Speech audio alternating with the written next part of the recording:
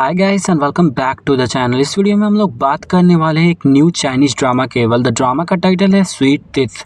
Episode 1 की शुरुआत होती है हमारी ड्रामा की फीमेल लीड से, जिसका नाम होता है जिंगली। वो हमें बताती है कि वो देंगू यूनिवर्सिटी में काम करती है, जो दुनिया का बेस्ट प्लेस है। उसी यूनिवर्सिटी के लाइब्रेरी में वो पार्ट टाइमर का जॉब करती है एंड साथ ही साथ वो अपने कुछ दोस्तों के साथ एक कैफे भी चलाती है। इधर हमें दिखाया जाता है जब वो एक दिन लाइब्रेरी में अपने दोस्त के साथ काम कर रही होती है, तो उसकी दोस्त डॉक्टर जिंग चाओ के बारे में बात कर रही होती है कि वो पूरी यूनिवर्सिटी में सेकेंड रैंक पे है। वो दोनों डॉक्टर याओ के बारे में बात कर ही रही होते हैं, तभी वहाँ पर डॉक्टर याओ पहुंच जाते हैं, जिसे देखकर ली के मुंह से कॉफी बाहर निकल जाता है और कॉफी के छिट्टे याओ पे भी पहुंच जाते हैं। और उससे बचने के लिए याओ बुक को आगे करता है, जिसकी वजह से छींटे सारे बुक के ऊपर चले जाते हैं। एंड देन उसके बाद ली उसे बहुत ज्यादा सॉरी करती है और उसके कपड़े को और बुक को साफ करती है। इधर अगले सीन में हमें दिखाया जाता है कैफे के सीन, जहाँ की जो पार्ट टाइमर वर्कर होती है उसका उसके बॉयफ्रेंड से ब्रेकअप हो गया रहता है और वो काफी रोती है। उस समय उसे एक लड़की समझा रही होती है, जो ली की पहली फ्रेंड है माई। माई एक इन्फ्लुएंसर और सोशल मीडिया चलाती है और साथ ही साथ वो एक्टर और मॉडल भी है। तब वो ली से कहती है कि मुझे एक दिन की छुट्टी चाहिए क्योंकि मैं बहुत ज्यादा उदास हूँ और मेरे बॉयफ्रेंड से ब्रेकअप हो गया। तब उस पे ली उसे छुट्टी दे देती है। जब वो लड़की कैफे के बाहर से निकलकर जब जा रही होती है, तो उसका टक्कर होता है डॉक्टर वू से, जो कि हमारी फीमेल लीड की दूसरी फ्रेंड है और जो कि एक डॉक्टर है। उस वर्कर के जाने के बाद सभी लड़कियां कैफे में इकट्ठा होती है और एक दूसरे से बात कर रही होती है, जहाँ पर वो पूछती है कि जब वो कैफे में आ रही थी तो उस समय इस कैफे की जो पार्ट टाइमर जॉब करने वाली थी वो यहाँ से रो के क्यों जा रही थी, जिस पर माई उसे बताती है कि उसका उसके बॉयफ्रेंड से ब्रेकअप हो गया। तब माई ली से कहती है कि तुम्हारे कैफे की जो जूनियर है उसका एक बॉयफ्रेंड भी है और उसका ब्रेकअप भी होगा और तुम इतनी बड़ी हो उसकी सीनियर हो, फिर भी तुम्हारा कोई बॉयफ्रेंड नहीं है। सभी एक दूसरे से बात कर रहे होते, तब माही पूछती है कि उस लड़की का बॉयफ्रेंड कौन था, जिस पर माही कहती है कि उसका बॉयफ्रेंड एक डेंटिस्ट है। मुझे नाम तो नहीं पता, लेकिन वो एक डेंटिस्ट है। तब तक डॉक्टर यू कहती है कि हाँ, मैं उसे जानती हूँ, उसके बॉयफ्रेंड का नाम जिंग याओ है। जो सुनकर ली बहुत ज्यादा शॉक हो जाती है। फिर भी कुछ देर बाद वो ये सोचने लगती है कि शायद वो लड़का कोई और होगा।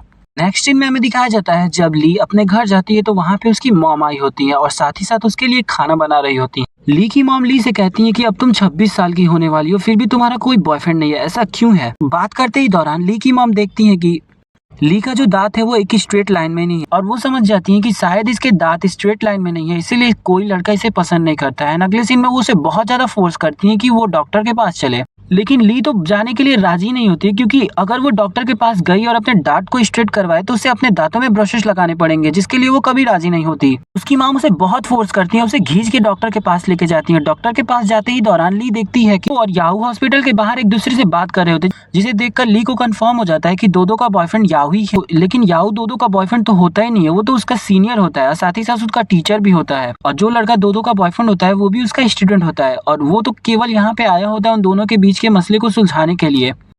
बाद में हॉस्पिटल में जाने के बाद जब वो एक डॉक्टर से कंसल्ट लेते हैं, तब उन्हें डॉक्टर बताते हैं कि इसके 4 दांत हैं जो स्ट्रेट लाइन में नहीं है, जिन्हें स्ट्रेट करना पड़ेगा।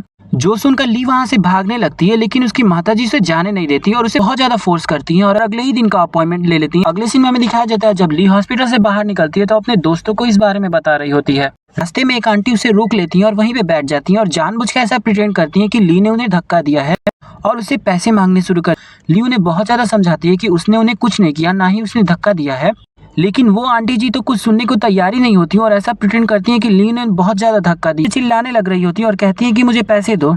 उसी दौरान अचानक वो लेडी बेहोश हो जाती है, जिस पर ली उसे सीपीआर देना शुरू कर देती है। सीपीआर देते ही दौरान वहाँ पे डॉक्टर यू भी पहुंच जाते हैं, जो उसे सीपीआर देने लगते हैं और फाइनली उसे होश में लाते हैं। एंड देन वहाँ पे एम्बुलेंस पहुंच जाता है, उस लेडी को एम्बुलेंस में शिफ्ट किया जाता है। उसी दौरान याओ ली को बहुत ज्यादा कॉम्प्लीमेंट देता है कि तुमने सिचुएशन को संभाल लिया। अचानक वो लेडी उठ जाती है और कहती है कि इस लड़की ने मुझे धक्का दिया था, जिस पर याओ ली को भी एम्बुलेंस में बैठा लेता है और उसे भी हॉस्पिटल लेके जाता है। हॉस्पिटल में जाने के बाद ट्रीटमेंट होने के बाद याओ मेडिकल बिल लाता है और ली को देता है। ली उसे कई बार समझाती है कि उसने कुछ भी नहीं किया, फिर भी वो सुनने को तैयार नहीं होता है। फाइनली ली डिसाइड करती है कि वो मेडिकल फी चुका के यहाँ से चली जाएगी एंड देन वो मेडिकल फी चुका देती है। डॉक्टर याओ के पास उस हॉस्पिटल की एक नर्स आती है और डॉक्टर याओ को बताती है कि वो लड़की जो बोल रही थी वो सच था, ये लेडी सच में एक फ्रॉड है और इसने कई बार ऐसे काम करके हॉस्पिटल आई है और लोगों से पैसे मांगे हैं। जो सुनकर डॉक्टर याओ कुछ समय के लिए सोच में पड़ जाते हैं। इधर अगले सीन में हमें दिखाया जाता है कि जब ली हॉस्पिटल से चली जाती है तो रास्ते में जाते दौरान उसके साथ बहुत सारे बुरे काम होते हैं। पहले तो उसके जूते में च्युइंगम चिपक जाता है एंड जो उसका आखिरी बस होता है वो भी छूट जाता है और इतने सनी डे में बारिश भी होने लगता है, जिसका क्रेडिट वो डॉक्टर याओ को देती है कि इसका कारण डॉक्टर याओ ही है।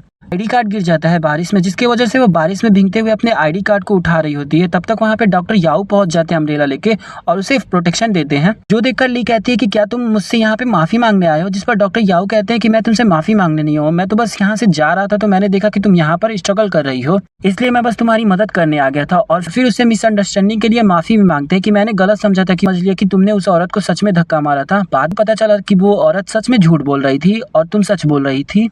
जिस पर ली उससे कहती है कि चलो अब इसके लिए तुम्हें मुझे गाड़ी से छोड़ने की तो जरूरत नहीं है, जिस पर डॉक्टर याओ कहते हैं कि बिल्कुल नहीं, मेरा रास्ता दूसरी तरफ है, और वहां से चले जाते हैं। अगले सीन में हमें दिखाया जाता है कि ली की मॉम उसे लेके हॉस्पिटल जाती हैं, जहां पर उन्हें पता चलता है कि ली का जिस डॉक्टर से अपॉइंटमेंट था वो डॉक्टर आज आया ही नहीं है। उनके बदले दो दूसरे डॉक्टर हॉस्पिटल में अवेलेबल है, पहले डॉक्टर शुहान और दूसरे डॉक्टर याओ। डॉक्टर याओ के नाम को सुनकर ली तुरंत डॉक्टर शुहान को चूज कर लेती है।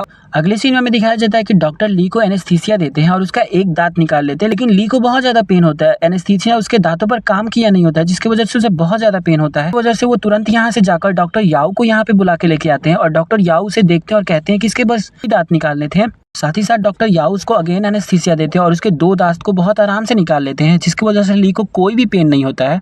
अगले सीन में दिखाया जाता है ली को फाइनली प्रोसेस लग गए होते हैं, जिसकी वजह से उसके गाल फूल गए होते हैं, जिसे देखकर उसकी मॉम बहुत ज्यादा खुश हो रही होती है, बहुत ज्यादा हंस रही होती हैं।